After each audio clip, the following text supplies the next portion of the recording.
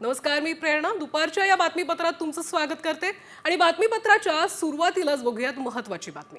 बदलापूर अत्याचार प्रकरणातील आरोपी अक्षय शिंदेच्या एन्काउंटरला पोलीस जबाबदार असल्याचा ठपका ठेवण्यात आलाय आणि या संदर्भातला न्यायालयीन चौकशीचा अहवाल मुंबई हायकोर्टात सादर करण्यात आलाय. अक्षय शिंदेने बंदूक हिसकावून गोळीबार केल्याचा दावा पोलिसांनी केला होता आणि त्यानंतर स्वसंरक्षणासाठी केलेल्या या गोळीबारात अक्षयचा मृत्यू झाल्याचं पोलिसांचं म्हणणं होतं. मात्र हा दावा संशयास्पद असल्याचं अहवालात आता म्हटलंय. या प्रकरणी 5 पोलीस अधिकाऱ्यांविरोधात फौजदारी कारवाई करण्यात येणार आहे आणि यामध्ये वरिष्ठ पोलीस निरीक्षक संजय शिंदे आणि सहाय्यक पोलीस निरीक्षक निलेश मोरे यांचा समावेश आहे. तर ग्राफिक्सच्या माध्यमातून एक नजर टाकूयात या न्यायालयीन अहवालात नेमकं काय म्हटलंय ते. अक्षय शिंदेच्या एन्काउंटरला पोलीस जबाबदार असल्याचं अहवालात म्हटलं गेलंय. तर अक्षय शिंदेच्या मृत्यूला 5 पोलीस जबाबदार आहेत. 5 पोलीस अधिकाऱ्यांविरोधात फौजदारी खटला चालणार आहे. तर स्वसंरक्षणासाठी गोळीबार केल्याचा पोलिसांचा दावा संशयास्पद असल्याचं अहवालात म्हटलंय. बंदुकीवर अक्षय शिंदेच्या बोटांचे ठसे नाही आहेत. तर अक्षयवरील गोळीबार हा अन्यायकारक आणि संशयास्पद असल्याचं अहवालात म्हटलं गेलंय.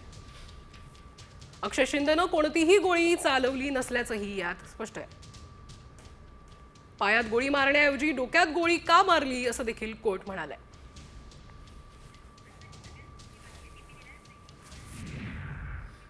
आणि आता बघूयात आताची सगळ्यात मोठी बातमी साम टीव्हीवर.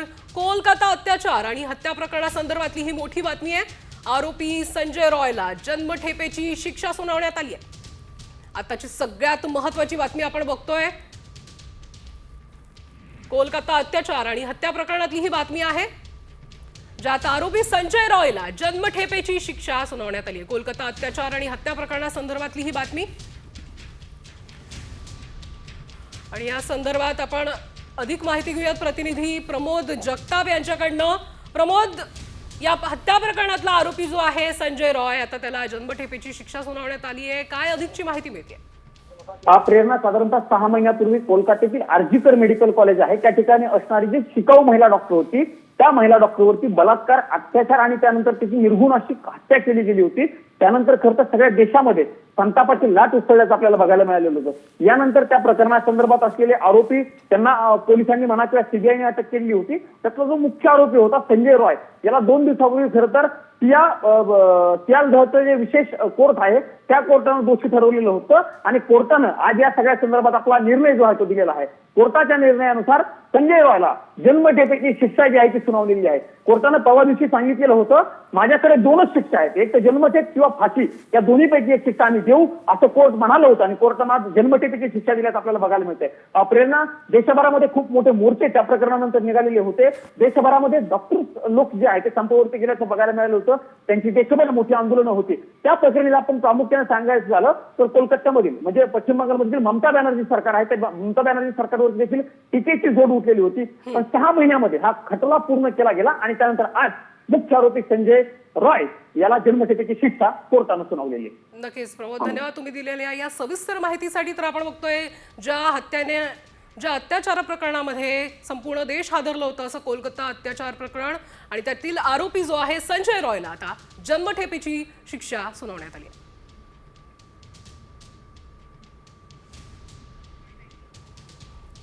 तर आपण बघतोय कोलकाता अत्याचार आणि हत्या प्रकरण, या बातमीनं सगळ्या देशाला हादरून सोडलं होतं. ज्या पद्धतीनं हे प्रकरण समोर आलं होतं आणि त्याच प्रकरणातील आरोपी संजय रॉयला आता जन्मठेपेची शिक्षा सुनावण्यात आली आहे. बघूया पुढची महत्वाची बातमी. दरम्यान अक्षय शिंदे एन्काउंटरवरून विरोधकांनी सरकारवर जोरदार टीका केली आहे. तेव्हाच्या सरकारला स्वतःची इमेज रॉबिनहुड म्हणून करायची होती असं जितेंद्र आव्हाड यांनी म्हटलंय. तर काही जणांना वाचवण्यासाठी एन्काउंटर करण्यात आला असा आरोप अनिल देशमुख यांनी केलाय.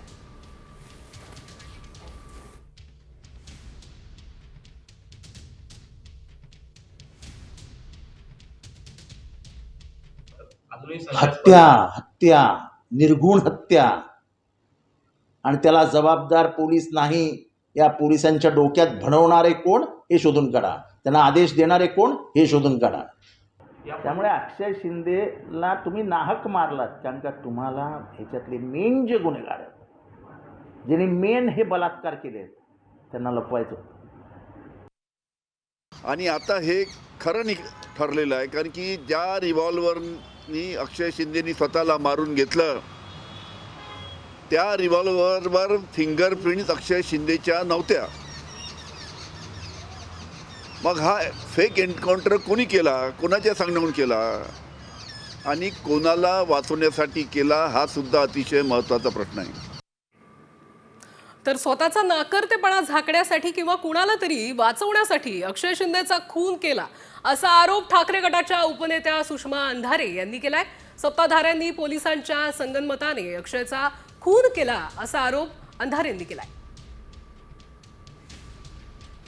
अक्षय शिंदेला गोळी घालताना अजून कुणाला तरी वाचवण्यासाठी, स्वतःचा नाकर्तेपणा झाकण्यासाठी आणि स्वतःची कालवंडलेली इमेज उजळून घेण्यासाठी जाणीवपूर्वक सत्ताधाऱ्यांनी पोलिसांच्या संगनमताने अक्षय शिंदेचा खून केला. आणि आता राजकारणात खळबळ उडवणारी बातमी समोर येते. उद्धव ठाकरेंना संपवून भाजपनं शिंदेंना आणलं, तसं आता शिंदेंना संपवून शिवसेनेत नवा उदय आणण्याची तयारी सुरू असल्याचा मोठा खळबळजनक दावा काँग्रेस नेते विजय वडेट्टीवार यांनी केलाय. वडेट्टीवारांचा रोख हा उद्योगमंत्री उदय सामंत यांच्याकडे आहे आणि त्यामुळेच उदय सामंतांनी वडेट्टीवारांवर पलटवार केलाय. वडेट्टीवार हे फडणवीसांना किती वेळा भेटले हे सांगू शकतो, मात्र आम्ही काही राजकीय संकेत पाळतो असा पलटवार उदय सामंत यांनी केलाय.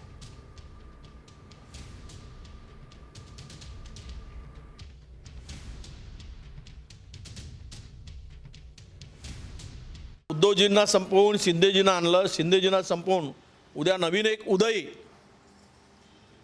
पुढे येईल. तो उदय कुठला असेल त्याला पुढे आणण्याचा प्रयत्न होईल. उद्याचा शिवसेनेचा नवा उदय तिसरा तो तुम्हाला दिसेल, ही शक्यता सुद्धा नाकारता येत नाही. कारण काही उदय दोनही डग्यावर हात मारू नयेत आणि बरोबर संबंध इतके सुंदर करून ठेवलेले आहे, ते उदयासाठीच आहे. तुम्ही देखील भाजपमध्ये येण्यासाठी देवेंद्रजी फडणवीसना किती वेळा भेटला याची पूर्ण माहिती माझ्याकडे आहे. परंतु मी काही राजकीय एथिक्स पाळतो आणि राजकीय एथिक्स पाळत असल्यामुळं मी कधी वैयक्तिक बदनामी करत टीका करत नाही. म्हणून तो एखाद्या सर्वसामान्य कुटुंबातल्या राजकीय कार्यकर्त्याला संपवण्यासाठी असं फालतू षडयंत्र कोणी करू नये, हीच माझी सूचना आहे. आणि म्हणून पुन्हा एकदा सांगतो की जे वक्तव्य संजय राऊत आणि विजय वडेट्टीवार यांनी केलं हे धादांत खोटं आहे, हे निषेध करण्यासारखं आहे, त्याचा मी निषेध करतो. आता या बातमीला जोडूनच पुढची बातमी. उपमुख्यमंत्री एकनाथ शिंदे आणि माझे संबंध राजकारणापलीकडचे आहेत आणि त्यामुळे कुणीही आमच्यात भांडणं लावण्याचा प्रयत्न केल्यास तो यशस्वी होणार नाही, अशा शब्दात उदय सामंतांनी राऊतांना उत्तर दिलंय. उदय सामंत यांच्यासोबत 20 आमदार असल्याचा खळबळजनक दावा राऊतांनी केला होता. उदय सामंत यांच्याबरोबर माझ्या माहितीप्रमाणे 20 आमदार आहेत. 20 ही माझी माहिती आहे. 20 आमदार आहेत. जेव्हा एकनाथ शिंदे रुसले होते सरकार स्थापन करताना मुख्यमंत्री पदासाठी, तेव्हाच हा उदय होणार होता. तेव्हाच हा उदय करण्याचे निश्चित झालं होतं. पण एकनाथ शिंदे सावध झाले आणि झाकली मूठ 1.25 लाखाची ठेवली. महाराष्ट्रामध्ये शिवसेनेचे नेते संजय राऊत यांनी माझ्याबद्दल जे वक्तव्य केलं ते मी बघितलं देखील आणि ऐकलं देखील. मला असं वाटतं की हा धादांत राजकीय बालिशपणा आहे. माझ्या राजकीय जीवनामध्ये मला घडवण्यासाठी जे प्रयत्न केलेले आहेत ते मी कधीही विसरू शकत नाही. आणि माझे आणि एकनाथ शिंदे साहेबांचे संबंध हे राजकारणाच्या पलीकडचे आहेत. त्याच्यामुळं कोणीही आमच्या दोघांमध्ये वाद लावायचा जर प्रयत्न केला, केविलवाणा प्रयत्न केला, तर तो यशस्वी होणार नाही. बघूयात पुढची महत्वाची राजकीय बातमी. राज्यात पुन्हा एकदा राजकीय भूकंप होणार का, अशा चर्चा आता सुरू झाल्या. कारण शिंदे सेनेचे नेते राहुल शेवाळे यांनी याबाबत भाकीत केलंय. 23 जानेवारीला राज्यात मोठा भूकंप होईल असं वक्तव्य शेवाळे यांनी केलंय. ठाकरे आणि काँग्रेसचे आमदार संपर्कात असल्याचा दावा देखील शेवाळेंनी केलाय. 20 जानेवारीला एक मोठा स्फोट होण्याची शक्यता आहे, एक राजकीय भूकंप होण्याची शक्यता आहे. म्हणून आपल्या पक्षाचं अस्तित्व टिकवण्याकरता, आपल्या पक्षातल्या आमदारांना टिकवण्याकरता अशा बातम्या वडेट्टीवार आणि संजय राऊत पसरवत आहेत. काँग्रेसचे काही आमदार आणि उभाटाचे आमदार हे शिवसेनेमध्ये प्रवेश करण्याकरता इच्छुक आहेत. त्यांची संख्या 15-10 अशा संख्येवर आहेत आणि त्यामुळे कुठे ना कुठेतरी आपला पक्ष फुटू शकतो. आपल्या पक्षाचं अस्तं दुसऱ्याच्या उदयापेक्षा स्वतःच्या अस्ताची काळजी घ्या. आपल्या पक्षाच्या अस्ताची आता वेळ आलेली आहे. त्यामुळे हा पक्षाचा अस्त होऊ नये म्हणून हा 23 जानेवारीला जो राजकीय भूकंप होणार आहे. बघूयात पुढची महत्वाची बातमी. उपमुख्यमंत्री एकनाथ शिंदे नाराज असल्याची आता चर्चा आहे आणि नाराज होऊन शिंदे दरेगावात गेल्याची चर्चा राजकीय वर्तुळात आहे. विधानसभा निकालानंतर एकनाथ शिंदे मुख्यमंत्री पदासाठी आग्रही होते आणि मुख्यमंत्री पदावरून नाराज असलेले शिंदे दरेगावात गेले होते. त्यानंतर उपमुख्यमंत्री पदाची शपथ शिंदेंनी घेतली. मात्र गृह खात्यासाठी शिंदे अडून होते. यासाठी शिंदे दरेगावात मुक्कामाला गेले होते आणि आता पुन्हा एकदा शिंदे रायगड आणि नाशिकच्या पालकमंत्री पदावरून नाराज असल्याची माहिती मिळते आणि त्यामुळेच नाराज शिंदे पुन्हा दरेगावात गेल्याची चर्चा राजकीय वर्तुळात रंगली आहे.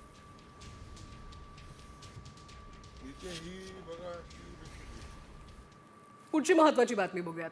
उपमुख्यमंत्री एकनाथ शिंदेंना राग आला की ते दरेगावात जाऊन बसतात असा टोला संजय राऊतांनी लगावलाय.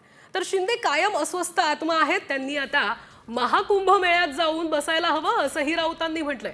तर एकनाथ शिंदेंचा दौरा पुनर्नियोजित असल्याचं उत्तर शंभूराजे देसाईंनी दिलंय. आमचे एक डेप्युटी सीएम आहेत ठाण्याचे, ते त्यांना राग येतो आणि ते गावाला जाऊन बसतात. पहाटे जातात, दिवसा जातात, दुपारी जातात, ते त्यांच्या गावात जाऊन बसतात. सरकार कोणी चालवायचं मग? हा महाराष्ट्र तुमच्या राग, लोभ, रुसवे, फुगवे यानुसार चालणार आहे का? एकनाथ शिंदे हा कायम अस्वस्थ आत्मा. त्यांनी खरं म्हणजे यावेळेला महाकुंभ मेळाव्यात जाऊन बसायला पाहिजे होते नागा साधूंबरोबर. पण नागा साधू हा सुद्धा अस्वस्थ असतो फार. त्याला काय शिवसेनेतलं माहिती? शिवसेनेमध्ये काय आहे ते राऊताला काय माहिती? राऊताला काय काम नसते. सकाळी 9ला उठतात, तुम्ही लोक बूम घेऊन जाता पुढे, किती बरळत सुटतात. तर जिथं महाबळेश्वर एक्सटेंड करता येईल, विस्तारित करता येईल, वाढवता येईल, त्याची मी म्हणतो हे काय म्हणतो त्याला कन्सल्टिंग एजन्सी म्हणून, म्हणजे प्लॅन DPR तयार करायची एजन्सी म्हणून MSRDCला नियुक्त माननीय शिंदेसाहेब मुख्यमंत्री असतानाच केलेला आहे. त्या संदर्भामधला आम्हाला आढावा घ्यायचा होता. त्याच्यासाठी शिंदे साहेबांचा नियोजित दौरा आहे. शिंदे साहेब बिलकुल या संदर्भामध्ये नाराज वगैरे आहेत. अशा अफवा कुणी उठवायची आवश्यकता नाही. तर पालकमंत्री पदावरून महायुतीतला वाद आता चव्हाट्यावर आलाय. नाशिक आणि रायगडच्या पालकमंत्री पदाला स्थगिती देण्यात आली आहे. मंत्री गिरीश महाजन आणि आदिती तटकरे यांना हा मोठा धक्का मानला जातोय. गिरीश महाजन यांना नाशिकचं पालकमंत्री केल्यानं दादा भुसे नाराज होते. तर रायगडमध्ये आदिती तटकरेंना पालकमंत्री पद दिल्यानं भरत गोगावलेंनी उघडपणे नाराजी व्यक्त केली होती. भरत गोगावलेंना डावलल्यानं महाडमध्ये शिवसैनिकांनी रास्ता रोको देखील केला. भुसे आणि गोगावलेंनी आपली नाराजी उघडपणे बोलून दाखवली आहे.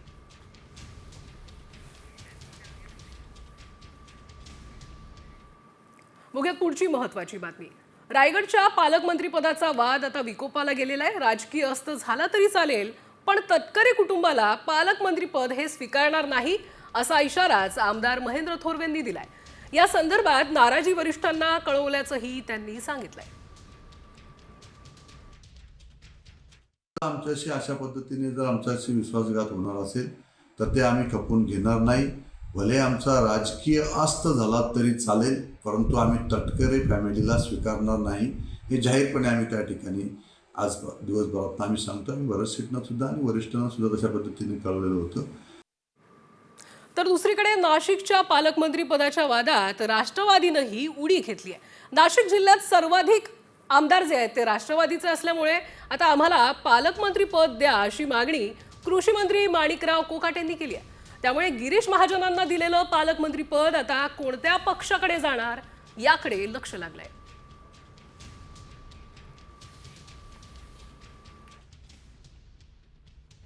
मागणी तर आमची आहेच. आमच्याकडे 7 आमदार आहेत, त्यामुळे आमची मागणी पूर्वी होती, आजही आहे आणि उद्याही राहणार आहे. त्यामुळे मेजॉरिटी नियमाप्रमाणे किंवा धोरणाप्रमाणे ज्यांचे आमदार जास्त आहेत त्यांना पालकमंत्री पद मिळावं अशी सर्वसाधारणपणे अपेक्षा आहे. परंतु अपेक्षा जरी असली तर निर्णय घेण्याचे अधिकार माननीय मुख्यमंत्र्यांना आहे. मुख्यमंत्री त्यावर योग्य तो निर्णय घेतील. एक गोष्ट बरोबर आहे की स्थानिक माणूस हा पालकमंत्री असावा. सर्वसाधारणपणे त्या जिल्ह्याचा आवाका माहिती असतो, कार्यकर्ते माहिती असतात, प्रश्न माहिती असतात. वाल्मिक कराड प्रकरणी पुण्यातील माजी नगरसेवक दत्ता खाडे यांची CID कडून आता चौकशी सुरू आहे. वाल्मिक कराडची दुसरी बायको मंगल जाधवच्या नावे पुण्यात जागा खरेदी करण्यात आली आहे. खांडेंच्या मध्यस्थीनं हा व्यवहार झाल्याचा संशय आहे आणि याच पार्श्वभूमीवर खांडेंची चौकशी सुरू असल्याची माहिती आहे.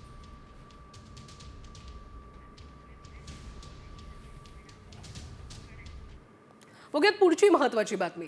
स्थानिक स्वराज्य संस्था निवडणूक सुनावणीबाबत आता ही मोठी बातमी आहे. 22 जानेवारीला सुप्रीम कोर्टात होणारी ही जी सुनावणी आहे आता 28 जानेवारीला होणार आहे. सुप्रीम कोर्टाच्या 22 तारखेच्या मेन लिस्टमध्ये स्थानिक स्वराज्य संस्था निवडणुकींचं प्रकरण नाही आहे आणि त्यामुळे सुनावणीसाठी नवी तारीख मिळण्याची शक्यता होती. त्याप्रमाणेच आता 28 जानेवारीची तारीख देण्यात आली आहे.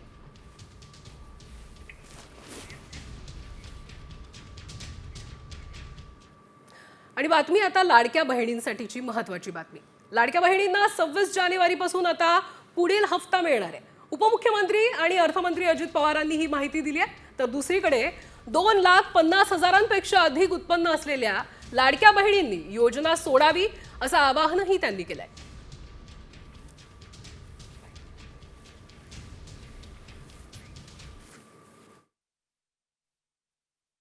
परवाच 3,700 कोटी रुपयाचा चेक मी महिला बाल विकास खात्याला दिलेला आहे आणि आता काही काहींच्या अकाउंटला पैसे यायला लागले असतील किंवा 26 तारखेपासून माझ्या लाडक्या बहिणींनो, माझ्या मायमौलींनो तुमच्या अकाउंटला पैसे येतील. काय करायचं हा तुमचा अधिकार आहे, तुम्ही त्या पद्धतीनं करा. तमाम माझ्या महाराष्ट्रातल्या मायमौलींना, माझ्या लाडक्या बहिणींना माझं आव्हान आहे की ज्यांचं उत्पन्न 2.5 लाखाच्या वर असेल त्यांनी जसं मध्ये पंतप्रधानांनी आवाहन केल्यानंतर जे सवलतीचा गॅस सिलेंडर घेण्याची गरज नाही अशांनी गॅस सिलेंडर सवलतीचे घ्यायचं बंद केलं, तशा प्रकारे आपल्या गरीब महिलांच्या करता ही स्कीम आहे. बघूयात पुढची बातमी.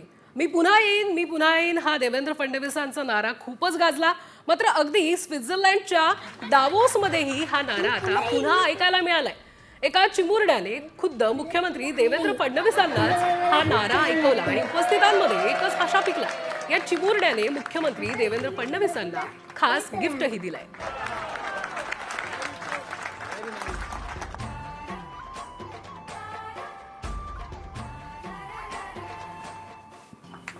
मी पुन्हा येईन असं तुम्ही म्हणले होते आणि तुम्ही खरंच पुन्हा आले, त्याच्यामुळे मला खूप छान वाटते. आताच तुम्ही पुन्हा येत राहा. तर छत्रपती संभाजीनगरमध्येही टोरेस सारखाच कोट्यवधींचा घोटाळा झालाय. 35 कोटी रुपये उकळून गुजरातची कंपनी जी आहे ती पसार झाली आहे. गुजरातच्या क्विक स्टार्ट या कंपनीने 1,500 जणांना 35 कोटींचा गंडा घातलाय. क्विक स्टार्ट या कंपनीने गुंतवणूकदारांना महिना 3% परतावा देण्याचं आमिष दाखवलं होतं. सुरुवातीच्या काळामध्ये दर महिन्याला गुंतवणूकदारांना त्यांना रक्कम मिळत होती. मात्र काही दिवसानंतर ती बंद झाली. पैसे मिळणं बंद झाल्यानं गुंतवणूकदार घाबरले आणि त्यांनी कंपनीच्या मुख्य शाखेत धाव घेतली. तेव्हा शाखाच बंद आढळली. कंपनीचे संचालक हर्षल गांधी, प्रतीक शाह यांच्यावर आता गुन्हा दाखल करण्यात आलाय. तर शाखा व्यवस्थापक शीतल मोतिंगे, विठ्ठल तांदळेंना देखील अटक करण्यात आली आहे. मेरे 1 लाख और बाकी के फैमिली मेंबर्स के, बहन के, भांजे के और भांजी के ऐसे मिला के हमारे टोटल 33.5 लाख रुपए इसमें इन्वेस्ट किए गए. सो मार्च 23 में इन्वेस्ट किया था. 7 महीने आया. कॅप्शिरो LLP मध्ये जो 10 लाख रुपये मी गुंतवले होते त्याच्यापैकी 30-35% माझे रिटर्न म्हणजे आलेले. त्याच्यानंतर काहीच नाही.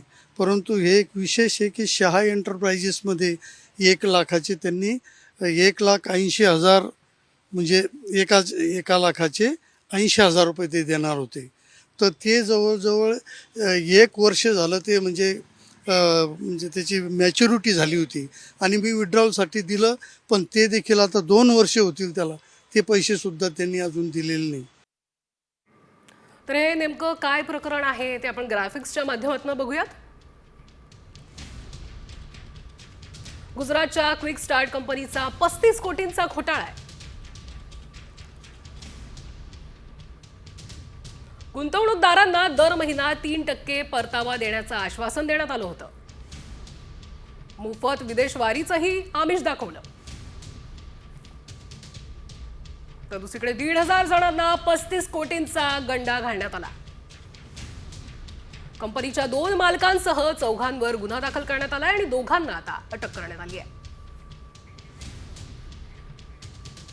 बातमी सैफ अली खान विषयीची. सैफ अली खान वरील चाकू हल्ल्याप्रकरणी आता आरोपीचे 19 फिंगरप्रिंट्स जे आहेत ते घटनास्थळी आढळलेत. सैफच्या घरातील जिना, खिडकी आणि घरातील विविध ठिकाणी आरोपीच्या हाताचे ठसे आढळलेत. फिंगरप्रिंट हा आरोपी विरोधात आता हा भक्कम पुरावा मानला जातोय.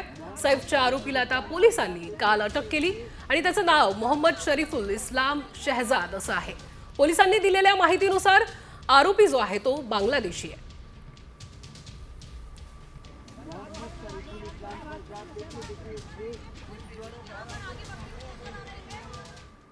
तर सैफ अली खान वरील हल्ल्याप्रकरणी अटकेत असलेल्या मोहम्मद शहजाद याच्या चौकशीत आता धक्कादायक खुलासे होत आहेत. मोहम्मद शहजाद याच्या निशाण्यावर अभिनेता शाहरुख खान देखील होता.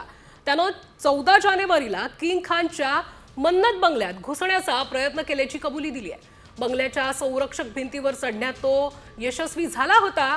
मात्र तारांच्या कुंपणामुळे आणि सुरक्षेमुळे बंगल्यात घुसण्याचा प्लॅन रद्द केल्याचंही त्याने सांगितलंय. मन्नत बंगल्यामध्ये घुसण्याचा प्रयत्न करताना तो CCTV मध्ये कैद झाला होता. सैफ अली खानवरील हल्ल्याप्रकरणी मोहम्मद शहजाद सध्या आता पोलीस कोठडीत आहे.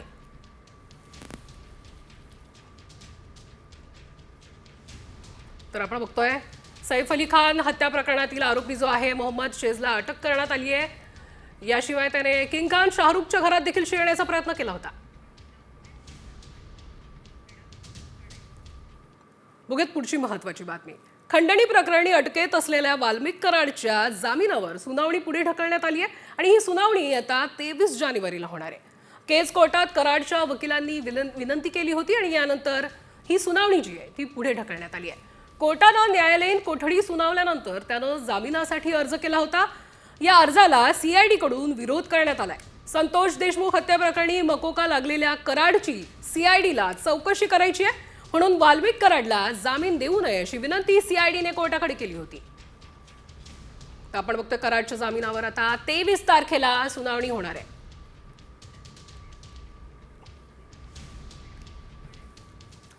तर शाळा कॉलेजमध्ये होणाऱ्या कॉपीचे गैरप्रकार रोखण्यासाठी आता शिक्षण विभागानं मोठं पाऊल उचललंय.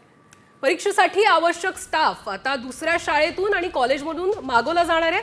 परीक्षा केंद्रासाठीचे केंद्र संचालक, सुपरवायझर आणि परीक्षेच्या संदर्भातला स्टाफ इतर शाळा आणि कॉलेजमधला असेल. वेळेप्रसंगी जिल्हा परिषद आणि महापालिकेच्या शाळांमधल्या शिक्षकांचीही आता मदत घेतली जाणार आहे.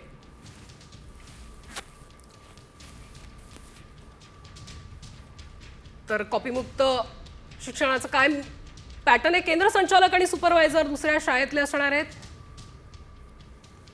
याशिवाय सुपरवायझर विद्यार्थ्यांच्या फार ओळखीचे नसतील याची खबरदारी घेतली जाईल. तर केंद्रापासून 5 ते 7 किलोमीटर अंतरावरच्या शाळा आणि कॉलेजचा स्टाफ मागवला जाईल. वेळेप्रसंगी जिल्हा परिषद, महापालिका शाळेतल्या शिक्षकांचीही मदत घेतली जाईल.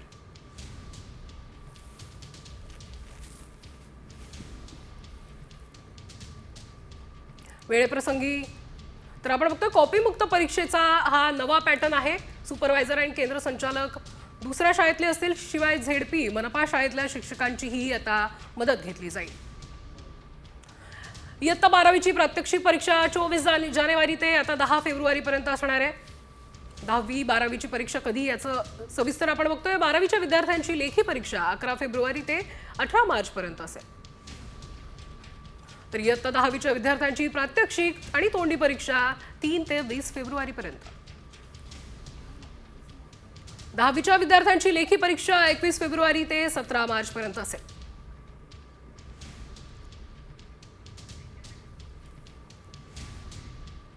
आणि आता MPSC विद्यार्थ्यांसाठी मोठी बातमी आहे.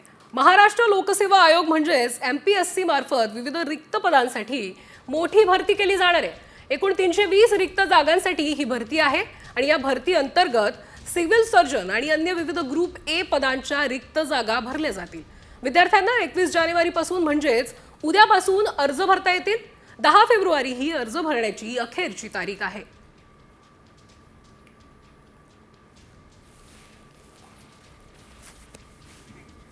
तर आपण बघतो एमपीएससीच्या 320 रिक्त जागांची आता भरती सुरू आहे आणि 10 फेब्रुवारीपर्यंत अर्ज भरता येणार आहे.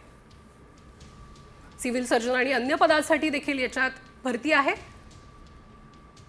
शिवाय एमपीएससी विद्यार्थ्यांसाठी ही सगळ्यात महत्त्वाची बातमी आहे. राज्यात पुन्हा एकदा राजकीय भूकंप होणार का, अशा आता चर्चा सुरू झाल्या. कारण शिंदे सेनेचे नेते राहुल शेवाळे यांनी याबाबत भाकीत केलंय. 23 जानेवारीला राज्यात मोठा भूकंप होईल असं वक्तव्य शेवाळे यांनी केलेलं आहे.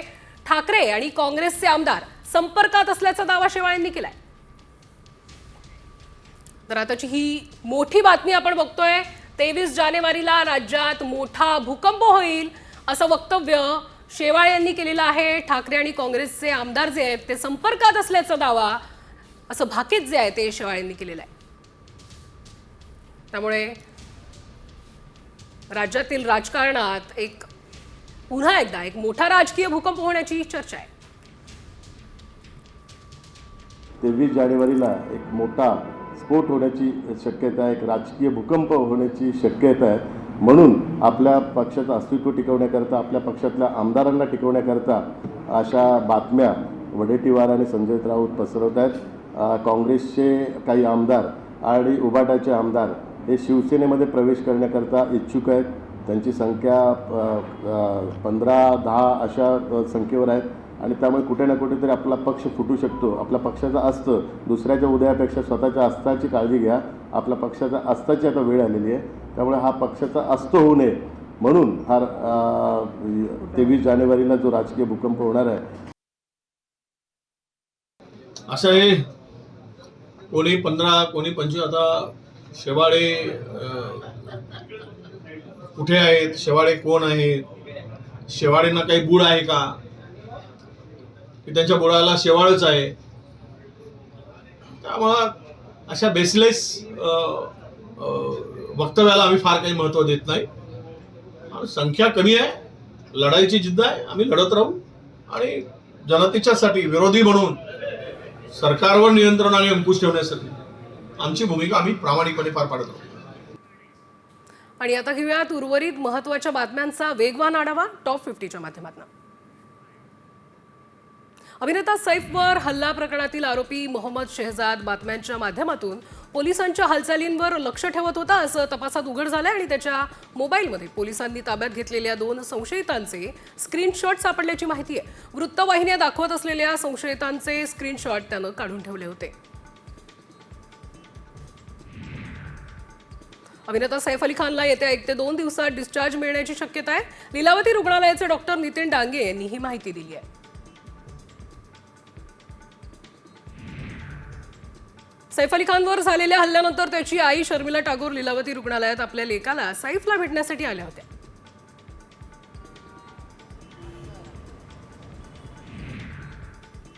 बदलापूर लैंगिक अत्याचार प्रकरणाच्या न्यायालयीन चौकशीचा अहवाल मुंबई उच्च न्यायालयात सादर करण्यात आला आणि या अहवालात अक्षय शिंदेच्या एन्काउंटरला पोलीस जबाबदार असं म्हटलं गेलंय. तसंच पोलिसांनी आत्मसंरक्षणासाठी गोळीबार केल्याचा दावा आता संशयास्पद आहे असंही अहवालात नमूद करण्यात आलंय. झारखंडमध्ये राहुल गांधी यांच्या विरोधात मानहानीचा खटला चालवला होता आणि त्याबाबत सुप्रीम कोर्टाकडून दिलासा मिळालाय. कोर्टाने नोटीसला उत्तर देण्यासाठी 4 आठवडे आणि प्रतिज्ञापत्र दाखल करण्यासाठी 2 आठवडे दिलेत.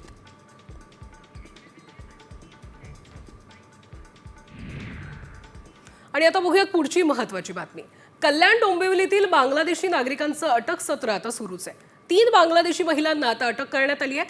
शिवाय कल्याणच्या महात्मा फुले पोलिसांनी ही कारवाई केली आहे. बेकायदेशीर या महिला वास्तव्य करत होत्या आणि या बांगलादेशी महिला भारतात कशा आल्या, त्यांना कोणी आणलं आणि का आणलं याचा तपास आता पोलीस करतात. कल्याण रेल्वे स्टेशन परिसरामध्ये काही बांगलादेशी महिला येत असल्याची माहिती मिळाली होती.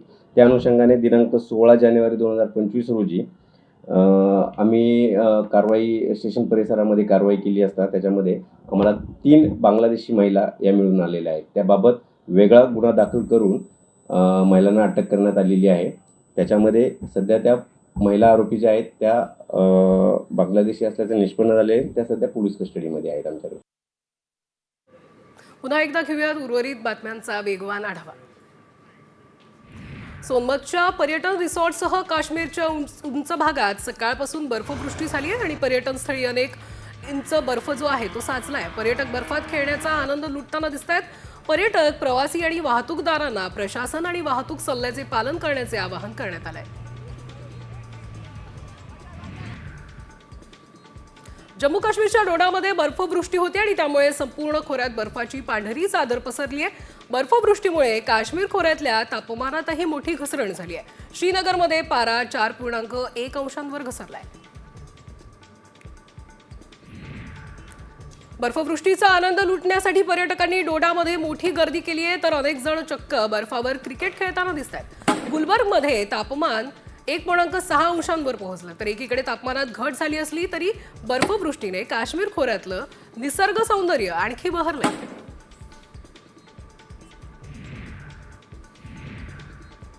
सरकारी नोकरी आणि शैक्षणिक प्रवेशासाठी बोगस जात प्रमाणपत्रांचा वापर करण्यात आलाय. बोगस आदिवासी प्रमाणपत्रावर 1779 कर्मचाऱ्यांनी सरकारी नोकऱ्या मिळवल्यात. सरकारी नोकरीतच नाही तर उच्च शिक्षणातही खोटी प्रमाणपत्र सापडली आहेत. दरम्यान राष्ट्रीय अनुसूचित जमाती आयोगाने आता कारवाईच्या सूचना दिल्यात. प्लास्टिकचं वाढतं दुष्परिणाम पाहता पालिकेनं कंबर कसली आहे. महापालिकेची वाढ स्तरावर विशेष मोहीम सुरू होतीये. बाजार दुकानात बंदी घातलेलं प्लास्टिक आढळल्यास पहिल्यांदा 5 तर दुसऱ्यांदा 10 तर तिसऱ्यांदा 25,000चा दंड लावला जाणार आहे. चौथ्या वेळी मात्र कायदेशीर कारवाई केली जाईल. राज्य परिवहन महामंडळात निविदा प्रक्रियेत मोठ्या प्रमाणात घोटाळा झाल्याची माहिती मिळते. 1310 गाड्या भाडेतत्वावर घेण्याचे ठरलं होतं, मात्र संपूर्ण प्रक्रिया रद्द करावी आणि नव्याने निविदा प्रक्रिया राबवावी अशी शिफारस मुख्यमंत्र्यांनी चौकशी समितीला केली आहे. यंदाच्या साखर हंगामात 10 लाख टन साखर निर्यातीला केंद्र सरकारनं परवानगी दिली आहे. याशिवाय इथेनॉल निर्मितीसाठी अन्न महामंडळाकडे असलेला तांदूळ प्रति किलो 22.50 रुपये दरानं देण्याचाही निर्णय सरकारने घेतलाय. दरम्यान साखर निर्यातीच्या निर्णयाचा साखरेच्या दरावर परिणाम झालाय.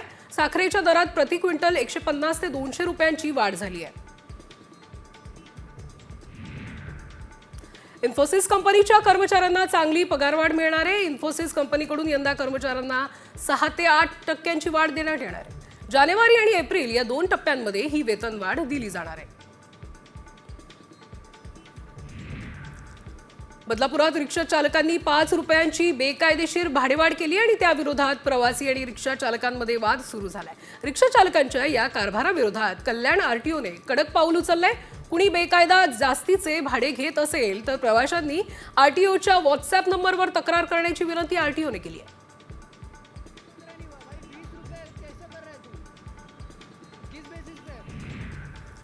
छत्रपती संभाजीनगर जिल्ह्यात 10,000 पेक्षा अधिक बांगलादेशी नागरिक आहेत. सर्वाधिक बांगलादेशी हे एकट्या सिल्लोड तालुक्यात असल्याचा दावा भाजप नेत्यांनी केलाय.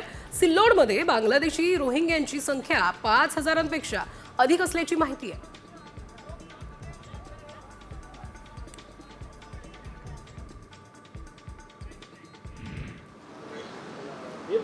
मी तुमच्या प्रश्नाला उत्तर देण्याआधी एक गोष्ट आपल्याला सगळ्यांना नम्रपणे सांगू इच्छितो की ह्या अक्षय शिंदे फेक एन्काउंटर म्हणण्यापेक्षा मर्डर केसचा ही पहिली टप्प्याची लढाई आम्ही जिंकलेलो आहोत आणि ती लढाई जिंकण्यासाठी आम्हाला सगळ्यात महत्त्वाचं जी मदत कुणी केली असेल आमच्या संविधानिक अधिकाराचं रक्षण करण्यासाठी तर मेहरबान माननीय उच्च न्यायालय आणि जो निष्पक्ष इन्क्वायरी ज्या न्यायदंडाधिकारी ठाण्यांनी केलेली आहे कस्टोडियल डेथ अक्षय शिंदेची त्यांना मी धन्यवाद प्रथमतः देतो.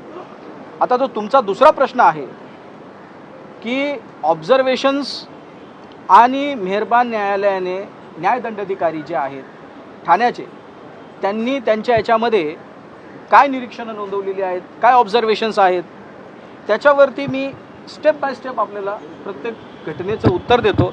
म्हणजे तुम्हाला असे उत्तरं मिळाली का तुमचे प्रश्न येणारच नाहीत अशी मला खात्री आहे. पहिलं जे आहे की सगळे म्हणत होते की अक्षय शिंदेने काय केलं, त्या जे कोणी अधिकारी होते तिथे ज्यांच्यावर फायरिंग केली, तर फायरिंगच्या प्रोसेसमध्ये सगळ्यात महत्त्वाचं काय असतं, फायर केल्याच्या नंतर तो गनशॉट रेसिड्यू जो असतो फायर केल्याच्या नंतर, जो फायर करतो त्याच्या हातावर असणं गरजेचं आहे. परंतु रिपोर्ट जर पाहिले त्याच्यामध्ये ना अक्षय शिंदेच्या हातावर गनशॉट रेसिड्यू दिसलेत, ना त्याच्या हातात जी बेडी बांधलेली आहे त्याच्यात पण गनशॉट रेसिड्यू दिसलेले नाही आहेत. सेकंडली, जर फिंगरप्रिंट पाहिलं तर ज्या पिस्टलने अक्षय शिंदेनी पोलिसावर फायर केला म्हणून म्हटलंय त्याच्यावर पण त्याचे फिंगरप्रिंट नाही आहे. असं ते मी जे काय सांगतोय ते वाचन केल्यानंतरच सांगतो, माझ्या मनाचं काही सांगत नाही. ज्या बॉटलने तो पाणी पिला त्या बॉटलवर पण त्याचे फिंगरप्रिंट नाही आहेत. आता आपण येऊ ज्या पोलीस अधिकाऱ्याच्या मांडीत गोळी अक्षय शिंदेने मारली असं एवढा तुमच्या मीडियाच्या माध्यमातून सगळीकडे जे सांगितलं जात होतं, त्यांनी मांडीवर जी घातलेली जीन्स पॅन्ट होती त्याच्यावर येऊ. आता त्या जे API मोरे आहेत त्यांचं नाव, त्यांच्या जीन्स पॅन्टीवर पण ती जी रेसिड्यू असणं गरजेचं. आणखी काही महत्त्वाच्या बातम्या बघूयात वेगवान पद्धतीने. ऑलिम्पिक पदक विजेता आणि भारताचा स्टार भालाफेकपटू नीरज चोप्रा लग्नबंधनात अडकलाय. सोशल मीडिया अकाउंटवर नीरजने आपल्या लग्नाची बातमी चाहत्यांसोबत शेअर केली आहे. नवीन वर्षाची सुरुवात नीरज चोप्राने आयुष्याचा नवीन अध्यायानं सुरुवात केली आहे. पंढरपुरात भाविकांच्या गर्दीचं व्यवस्थापन करण्यासाठी आता AI तंत्रज्ञानाचा वापर केला जाणार आहे आणि यासाठी जिल्हा आपत्ती व्यवस्थापनाकडून राज्य सरकारला 2 कोटी रुपयांचा प्रस्ताव देण्यात आलाय. विठुरायाच्या दर्शनासाठी वर्षाकाठी 1 कोटी भाविक पंढरीत येत असतात.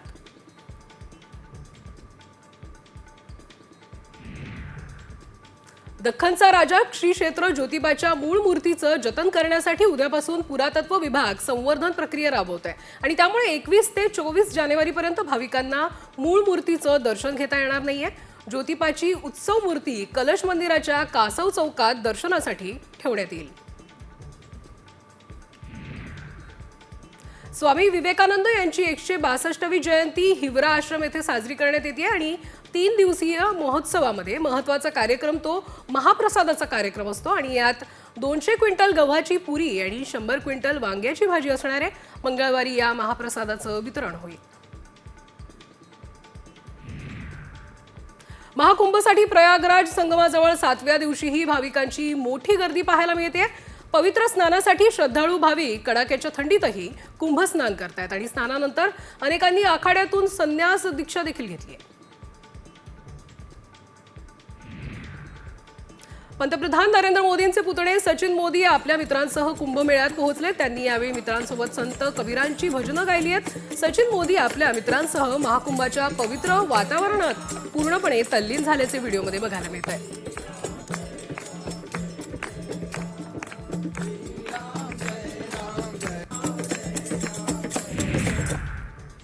गिरीश महाजन यांच्याकडे नाशिक जिल्ह्याचं पालकमंत्रीपद देण्यात आलं होतं, मात्र आता या निर्णयाला स्थगिती देण्यात आली आहे. पुढील आदेश येईपर्यंत या जिल्ह्याचं पालकमंत्रीपद रिक्त राहणार आहे.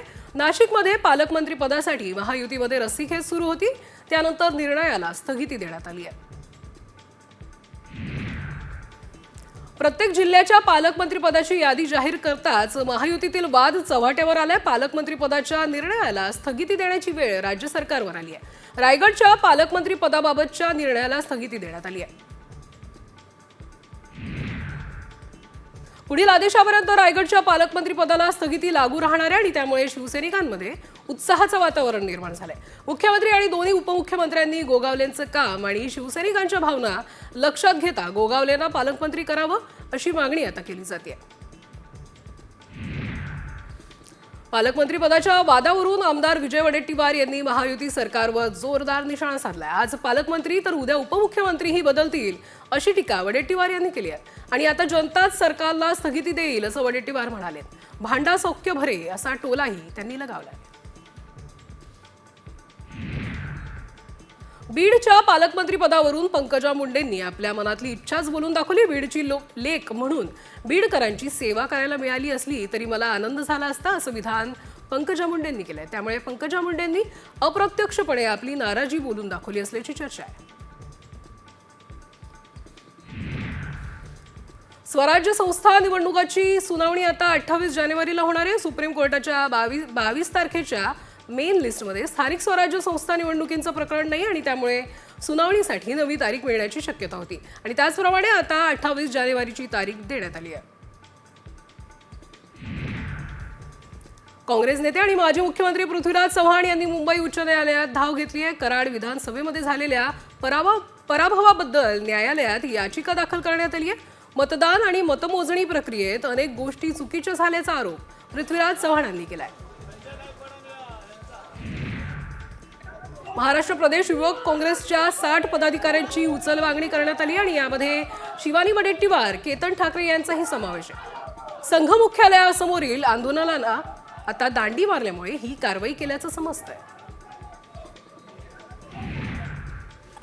उपमुख्यमंत्री अजित पवारांच्या ताफ्याला मराठा कार्यकर्त्यांनी काळे झेंडे दाखवले.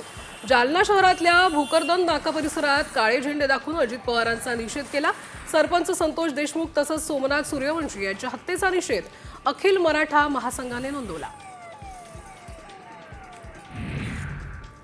लाडक्या बहिणींना 26 जानेवारीपासून पुढील हप्ता मिळणार असल्याची माहिती उपमुख्यमंत्री अजित पवारांनी दिली. तर दुसरीकडे 2,50,000पेक्षा अधिक उत्पन्न असलेल्या लाडक्या बहिणींनी योजना सोडावी असं आवाहनही त्यांनी केलंय.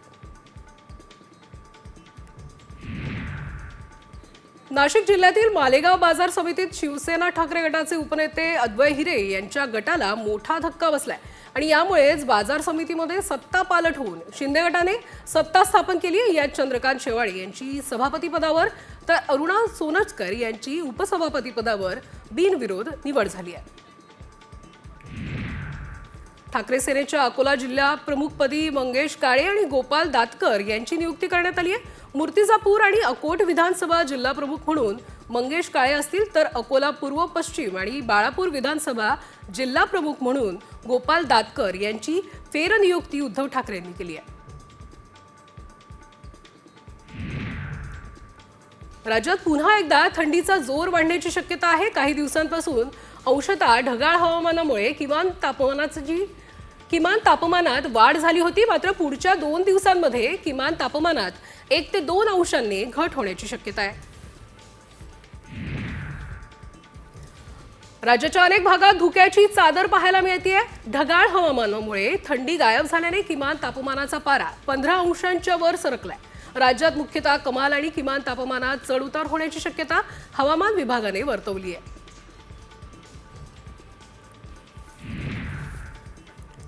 कल्याणमधील क्रिकेट खेळाडूंसाठी प्रसिद्ध असलेले सुभाष मैदान वादाच्या भोवऱ्यात अडकलंय. KDMCनं या मैदानावर खोदकाम सुरू केले आणि यावेळी मनसेचे जिल्हाध्यक्ष उल्हास भोईर यांनी या ठिकाणी कोणत्याही प्रकारचे बांधकाम होऊ नये अशी माहिती दिली. मैदानाचा बळी घेतला तर आम्ही अधिकाऱ्यांचा बळी घेऊ असा सज्जड दम KDMC प्रशासनाला देण्यात आलाय. सांगलीतील 8 दुष्काळी तालुक्यांना मिळून स्वतंत्र माणदेश जिल्हा करण्याची मागणी जोर धरू लागली आणि या मागणीसाठी बसपने 8 पाडीत भजन कीर्तन आंदोलन केले. अनेक वर्षांपासून शासनाकडे माणदेश जिल्ह्याचा प्रश्न प्रलंबित आहे आणि हा प्रश्न मार्गी लागण्यासाठी हे अनोखं आंदोलन करण्यात आलं.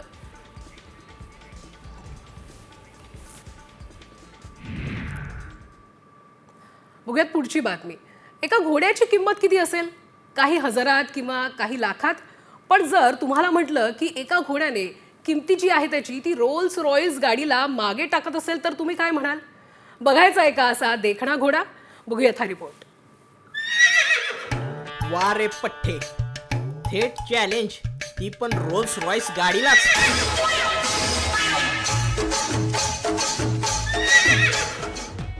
पट्ट्या भिडला थेट 10 कोटीच्या गाडीला आणि पाडलं माग.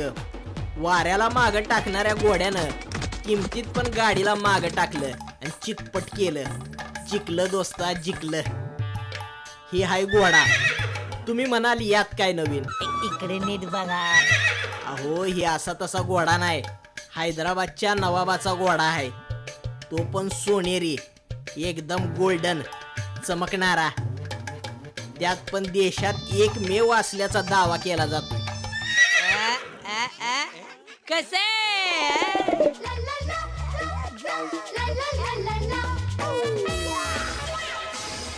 डोक्यावर लाल तुरा आणि गळ्यात गोंड्याचा पट्टा, वय वर्ष 8 आणि किंमत 11 कोट. जसा ऋतू तसाच खुराक खातो, म्हणून तर दमदार दिसतो. घोड्याच्या याच खुबीमुळं त्यानं रोल्स रॉयस गाडीला किमतीत दणका दिलाय. घोडा पाळणं बी काय सोपं नाही दोस्तांनो. हाऊस आणि तितकाच खिसा बी गरम पाहिजे. हे सगळं बघून घोडा म्हणत असेल, टेन्शन घेऊ नका, मी आहे ना. आता अख्खं मार्केट आपलंच आहे. बारामतीहून मंगेश कचरे, साम TV.